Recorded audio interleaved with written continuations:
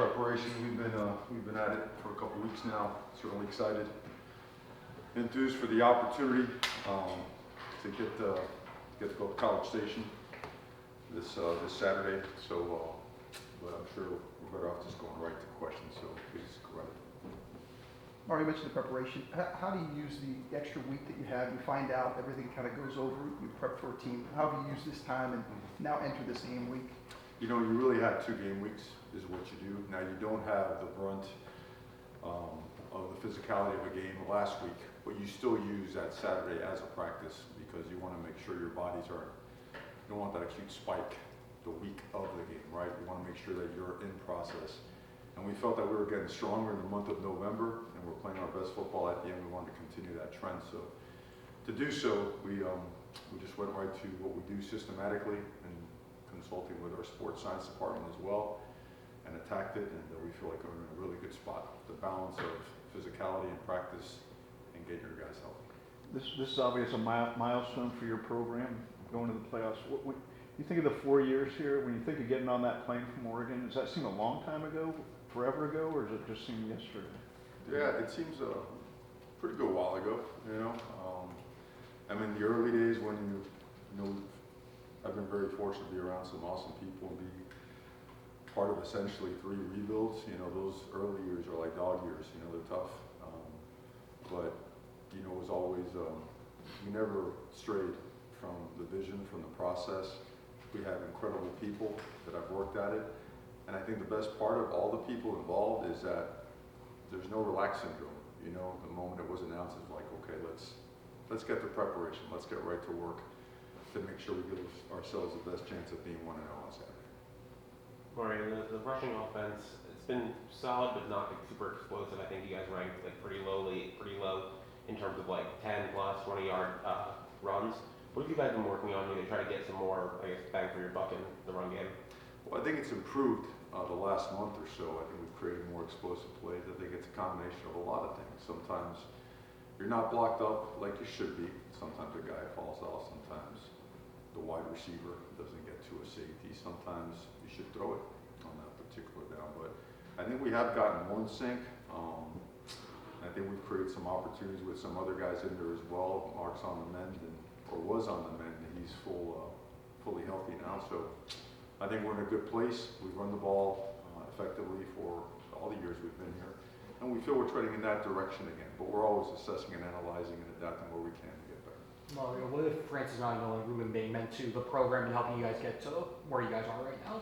Yeah, you know, I talk about it all the time. Is like those were the guys that would wait for us outside of Hard Rock, right after those tough early games when we first got here back in 22, and they're the ones that bought into a vision, that were willing to just ignore the noise and all the craziness surrounding a tough season, and they were going to be the ones. They were going to be the ones that were the agents of change. So to see them get the opportunity here in their 3rd year to continue playing this caliber of football and be in the playoffs in December, I know it means a ton to them, but just like we talked about a second ago, their whole concentration and focus is on the preparation. There's no, I guess the best way to say it, there's no arrived syndrome, you know?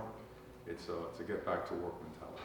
Mario, I went back to the SMU game. You guys were penalized 12 times in that game, 5 of them were pre-snap. Is that What have you found in terms of to improve upon that when you're going into another hostile territory like Kyle Field, where you want to eliminate those pre-snap penalties? Where do you think you've gotten better in that area, and how do you avoid those in the prep week?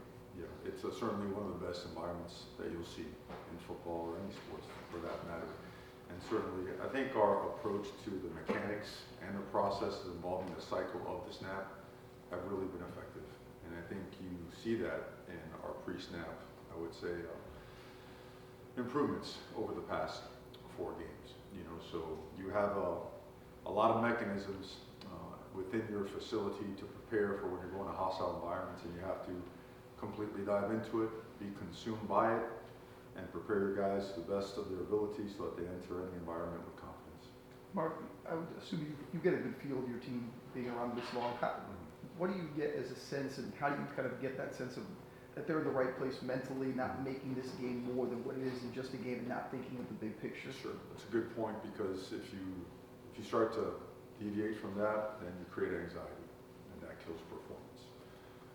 The best thing about this team, besides the fact that they're fun to be around, they are, is that they love to work, like they love the grind. They find opportunities to get better on their own by pushing it. They push coaches, like collectively they almost require their coaches to be on edge to provide them with the best information, the best drill work, the best film sessions they can possibly have to improve and get better. It's a very hungry driven team. It's a team with tremendous heart as it relates to football and off the field as well. They deserve our very best. They get it every single day, and we're going to continue to give it to them. But they're in a good mental space because, again, I think they were wired the right way. But I think we've also wired this team, because you do. By the end of the season, your team is wired a certain way. We believe strongly that this team is wired in the right manner.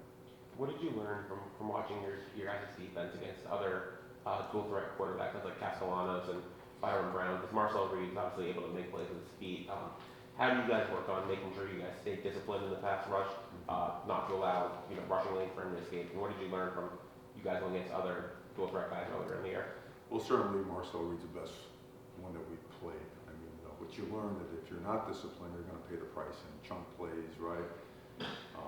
Extended plays, improvisations, guys just breaking free, and you're looking at a quarterback that keeps his eyes down the field, has a great connection with his wide receivers, because when he does find time and space, everybody's working, right? That's a dangerous part of a team, and that has a quarterback that can extend plays like that, right? All the off-script stuff. So, but what you learn that, in football, particularly when you play really good teams, that there's very little wiggle room.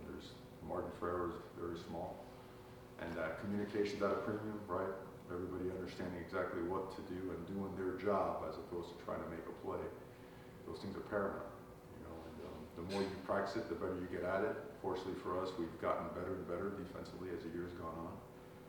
And you've got to be at your best when you're playing against the best players in the country. What makes Texas A&M so good on third down? Well, I would say that, number one, they get you in difficult third down situations. You don't see a ton of third and shorts. I think that starts with identification, right? The looks that you're going to get will create pictures that make you sometimes guess, right? Is it a 4-down rush concept? Is it an odd or bear rush concept?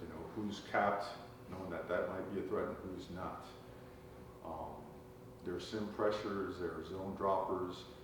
The combination of bluff and bringing it that they present, and the way that they attack the protection rules is what makes it difficult.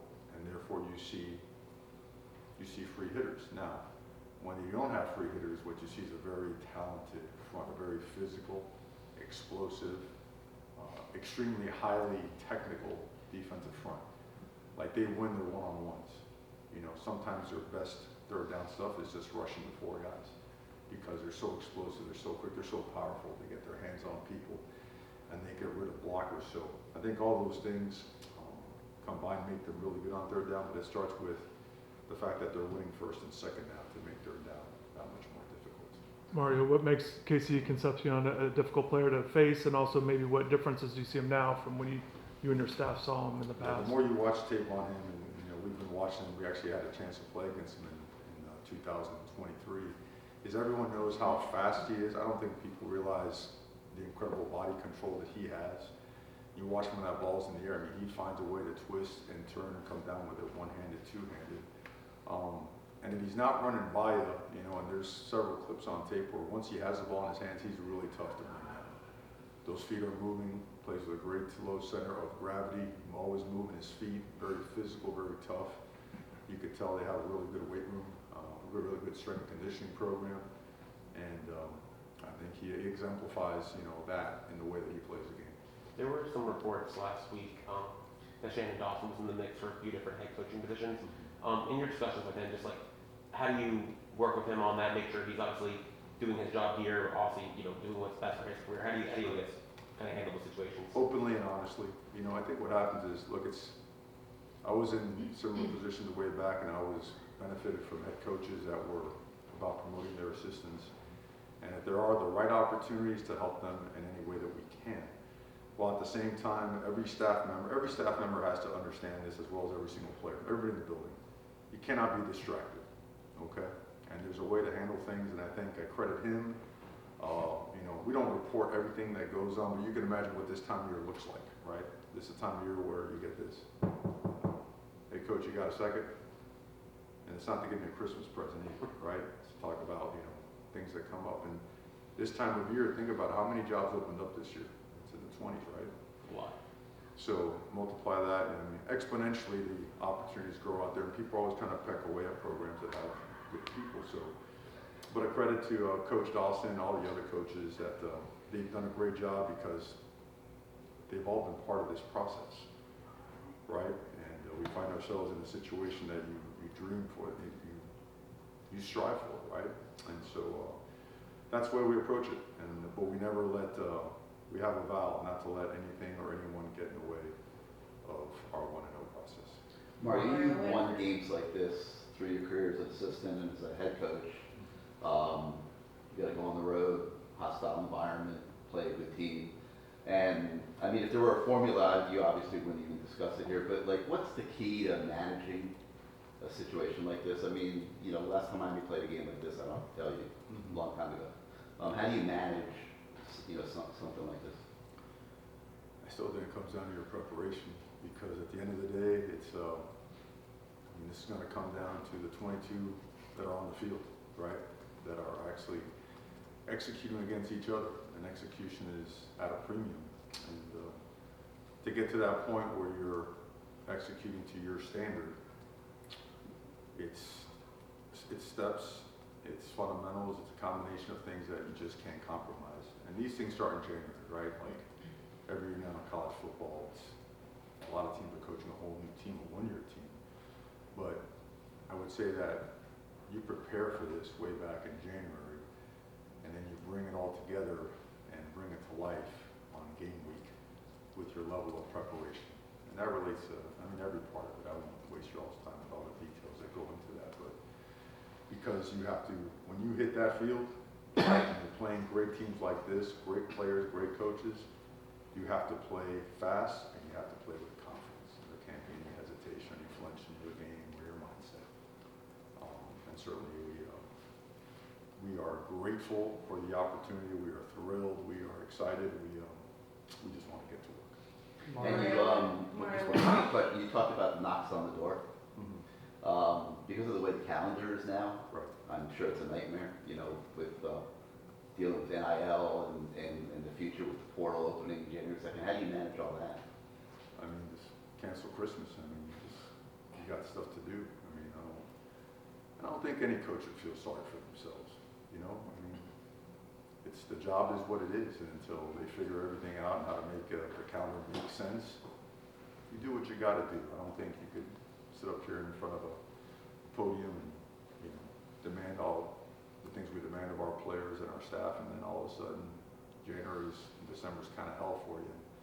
You don't come up here and complain about it. You just deal with it, right? You do what's best for people, for the program. You do it straight up, and it's just business. It's not personal. It's very business.